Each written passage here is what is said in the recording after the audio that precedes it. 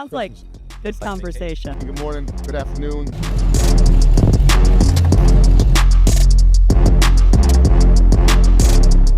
So who the fuck are you? Who the fuck am I? I am Chef Antonio Caruana. So I've been a chef for going on 30 years if you're going to talk about professionalism in the kitchen of getting a paycheck for cooking. My motorcycle world is just as strong, if not stronger. So I'm a Hells Angel. I'm in the Hells Angel Motorcycle Club. Very proud to say it. Like, why are you doing this and why now? The show is to reach out to all the people. So the more I go and the busier I get, everyone has their opinion. Everyone has their viewpoints. Everybody's a professional. Everybody's a fucking critic. This is not the industry for the money. This is the industry for the money if you have no other options, right? And that becomes obvious and evident. You have to have your passion do the talking, and then the money will come, if that's what you're into. And check this out. We have this to make it happen here again. Matt Price. Sir, thanks for having me. Here's the thing, man. Millions of followers. You got your shit going on. You're an online celebrity, social media celebrity. I can call you that. Sure. I wouldn't have known you other way. It is a little bit comfortable. You get to the point where you have millions of followers, you have e-commerce and products that are selling well, and like at some point it's like, all right, well, what's next? That's been big for me. Like I started with just building a following, producing recipes and doing like ebooks. So investors, yes and no. Yeah, yes and no.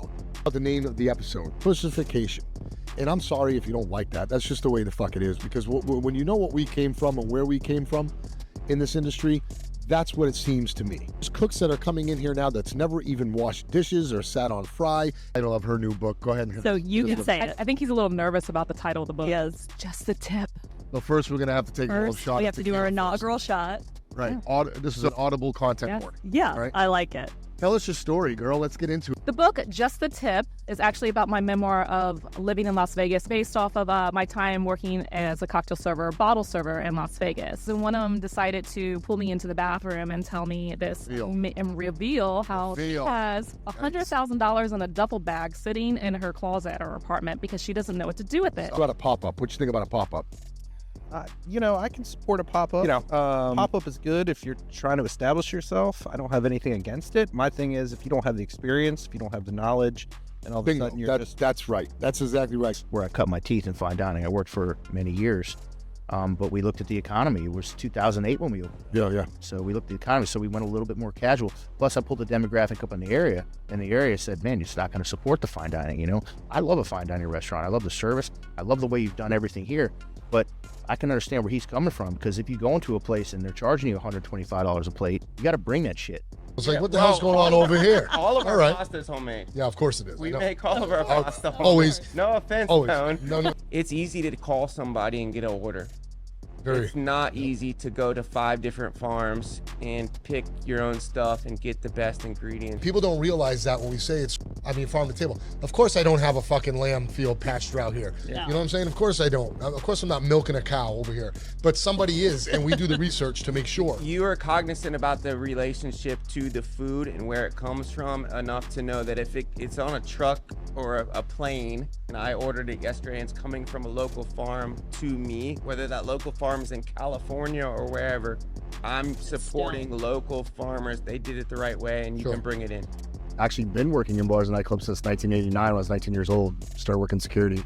I started bartending in the summer of 96. So where did you find out Late 2000. What I just told you, where did you find out? What was your first enticements to, okay, well, maybe this is something here I got to stick into. Fuck my master. Yeah, was it the money or the women? Mine was a little bit later because I went to Radford, which was insane anyway. It was just not even fair. Like what you understand how to talk to a woman and I worked in a bar. I was in a fraternity, worked in a bar. You were a salesman. It's not even fair. It was easy. Are you saying? Right. He was like the same age as me, and we would just be like, "What's the most fucked up thing you can say?" and still pull it. I was slaying it there. So then where was your level of starting at the bar? Were you slinging beers at a juke joint with the tits out, or were you underage too? Yes. Perfect. Now see, this is where the fuck we're talking. This is where we're going. Yeah. I've opened 7 restaurants. I've been a part of 12. So that was over 15 years, and that really, I went into it as a cocktail waitress. The owner did not allow women to bartend, which is something that we can also talk about of eras, because that's changed a lot. Do you think it's a bastardization of the cocktail, or do you think it's an evolution of the cocktail? Do you think it's too much, or do you think that it's just the way that the industry is going? I think it depends on the level of integrity. You know, I think if you're changing something to make something better, then that's good. Yeah. If you're changing something to make something different, there's like a 50-50 chance that that's dumb. Want a classic, or do you want a bastardized 80s version? And like, I don't understand what that means. I'm like, well, do you want the maraschino cherry that wasn't around 100 years ago? Do you want to drink like bottom? Pierce Bronson, or do you want to look like Jack Tripper? Right. Personally, I'm burned out from that. I just want a neat whiskey and a cheap, shitty beer, and the time I'm putting into some of those drinks where I got to come up, find the correct wood to smoke the wood, to put the glass over. Like, I just want my fucking drink. You're my kind of customer. To be successful in any industry, especially this one. This industry is full of bullshitters. Somebody has to ring them motherfuckers around and ring them in like a ringleader. Somebody has to be that person. So you can run a crew of bullshitters all you want, but you can't be the one bullshit. Somebody has to be there. And if you do that and learn how to do that, you will be successful.